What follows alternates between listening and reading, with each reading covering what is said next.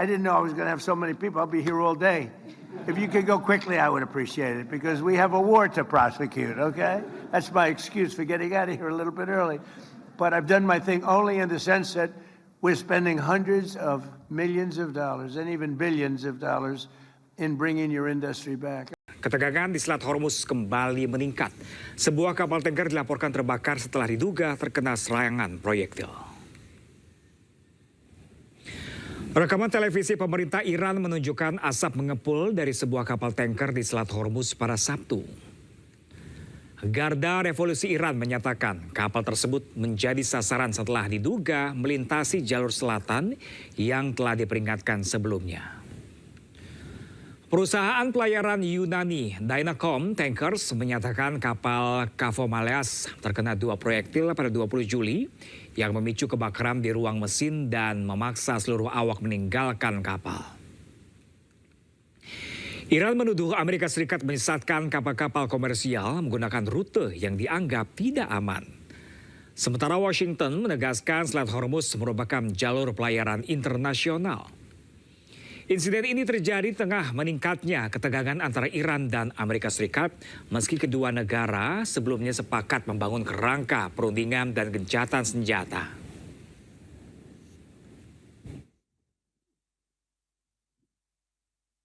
Ya, pemirsa, konflik antara Amerika Serikat dengan Spanyol semakin memanas. Presiden Amerika Serikat Donald Trump memutus semua hubungan baik komersial dan resmi dengan Spanyol.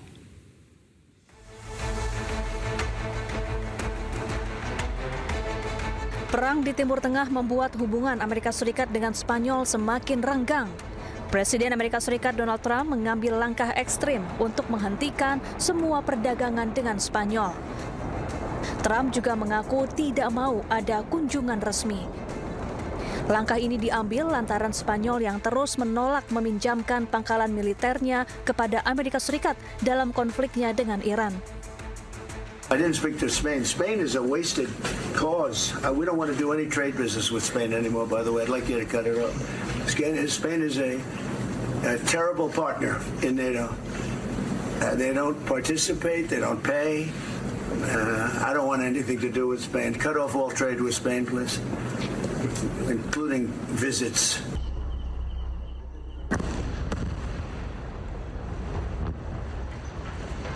Spanyol sendiri dikenal sangat vokal memberikan dukungannya kepada Palestina. Spanyol tegas tidak akan memberikan bantuan kepada Israel dan sekutunya. Durante estos últimos días habréis escuchado decir aquello de que España está sola.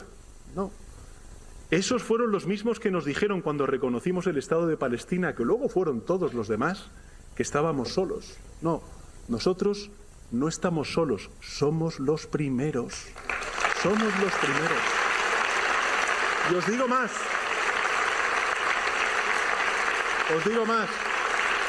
Lo estamos viendo ya.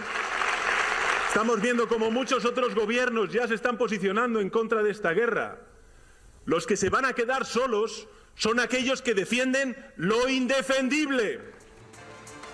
Saat ini Amerika Serikat masih memblokade perairan Iran, sementara Spanyol menolak Amerika Serikat menggunakan 2 pangkalannya di bagian selatan yang biasanya digunakan Amerika Serikat untuk mengirim logistik ke Timur Tengah.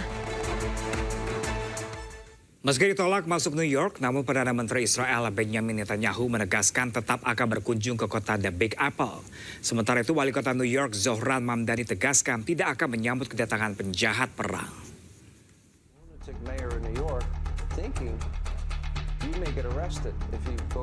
Perdana Menteri Israel Benjamin Netanyahu tegaskan akan tetap berkunjung ke New York. Pernyataan ini disampaikan setelah sebelumnya Wali Kota New York Zohran Mamdani menolak kedatangannya. Netanyahu juga mengatakan tidak takut atas ancaman penangkapan dirinya. First of all, I'm going to New York. Yeah. I'd love to see you there when I go to the UN in September. You know, I moved to Florida. Well, you know, you can take a plane. I'll come up, yes. You can come, you've come to Washington, so you can go there, but I'm definitely going there. I'm going to speak the truth in front of this. You know, there's just hate-spewing elected official who's pitting one group of New Yorkers against the others. He's turning them against New York Jews. I mean...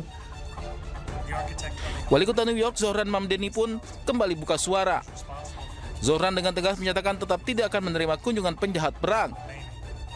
And I want to make it very clear that that welcome ends with me. I will not be welcoming Benjamin Netanyahu or any other war criminals when they come to this city. And I do believe that our federal government should join the International Criminal Court and ensure that there is accountability when it comes to crimes against humanity.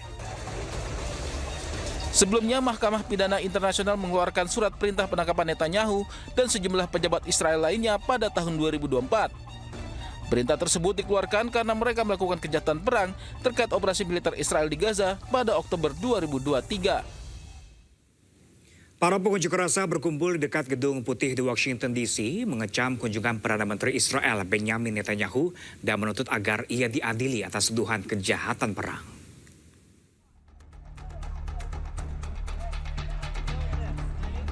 Para demonstran berbaris di dekat Gedung Putih di Washington DC, Amerika Serikat, mengibarkan bendera Palestina, meneriakkan slogan-slogan dan memegang plakat yang mengecam kunjungan Perdana Menteri Israel Benjamin Netanyahu.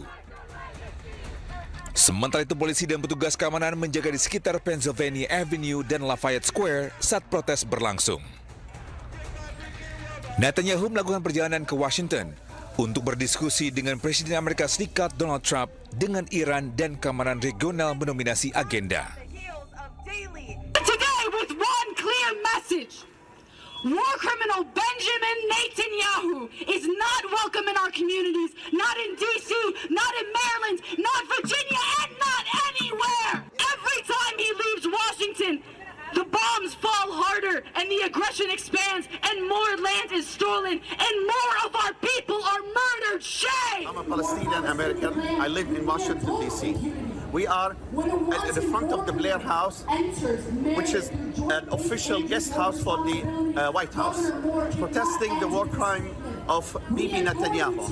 Bibi Netanyahu is indicted by the ICC, the International Court of Justice, for war crimes committed in Palestine. And instead of being prosecuted and going to jail, he's being received in the United States as an official guest of the government.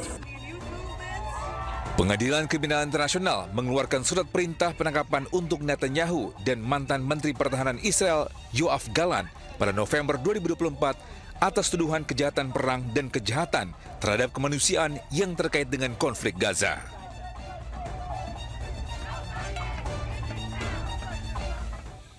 Sementara itu, pemirsa, Israel mengklaim telah menghancurkan lebih dari 1.200 lokasi milik Hezbollah. Lokasi ini termasuk tempat penyimpanan senjata hingga terowongan bawah tanah.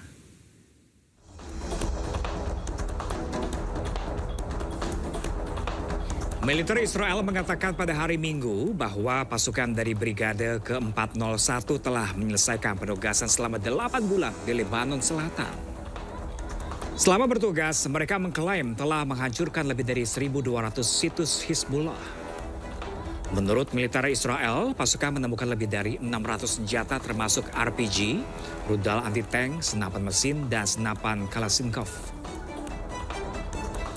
Mereka juga membongkar ratusan meter terowongan bawah tanah dan infrastruktur militer Hizbullah lainnya. Brigade ke-401 yang dikenal sebagai Brigade Jalur Besi dikerahkan selama pertempuran yang kembali berkobar antara Israel dan Hizbullah di sepanjang perbatasan Israel-Lebanon.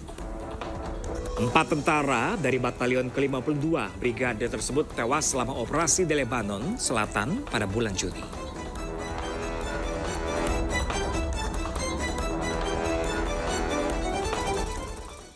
Sementara itu, pemirsa, serangkaian ledakan mengguncang wilayah Nabatiyah, Lebanon Selatan di tengah meningkatnya ketegangan perbatasan Israel-Lebanon. Kepulan asap tebal membumbung tinggi di atas wilayah Nabatiyah, Lebanon Selatan setelah serangkaian ledakan yang terjadi pada Jumat waktu setempat. Rekaman video juga menunjukkan drone berputar di atas lokasi tak lama setelah insiden. Media Lebanon melaporkan pasukan pertahanan Israel atau IDF melancarkan serangan yang mereka sebut sebagai ledakan besar di kawasan Tebnit dan dataran tinggi Ali Al-Tahir. Serangan terjadi beberapa hari menjelang pertemuan delegasi teknis Israel dan Lebanon di Roma yang dijadwalkan membahas implementasi kesepakatan gencatan senjata yang dimediasi Amerika Serikat.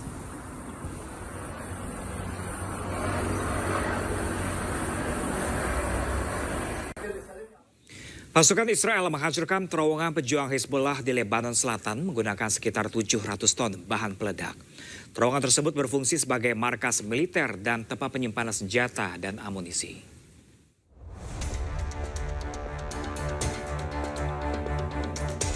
Pasukan militer Israel atau IDF menghancurkan jaringan terowongan pejuang Hizbullah di kawasan pegunungan Beaufort, Lebanon Selatan. Israel menggunakan sekitar 700 ton bahan peledak untuk meluncurkan serangan tersebut. Sebuah rekaman video menunjukkan tentara Israel bergerak melalui terowongan kosong dan memperlihatkan senjata, amunisi, dan peralatan lain yang ditemukan di dalamnya. IDF menyebut pejuang Hizbullah menggunakan lokasi tersebut sebagai markas dan tempat penyimpanan persenjataan militer. Mereka menganggap terowongan tersebut sebagai bagian dari infrastruktur militer yang dianggap sebagai ancaman besar. Pasukan Israel menggeledah fasilitas tersebut sebelum dihancurkan, kemudian merilis rekaman ledakan besar yang mereka klaim bahwa situs bawah tanah tersebut telah hancur.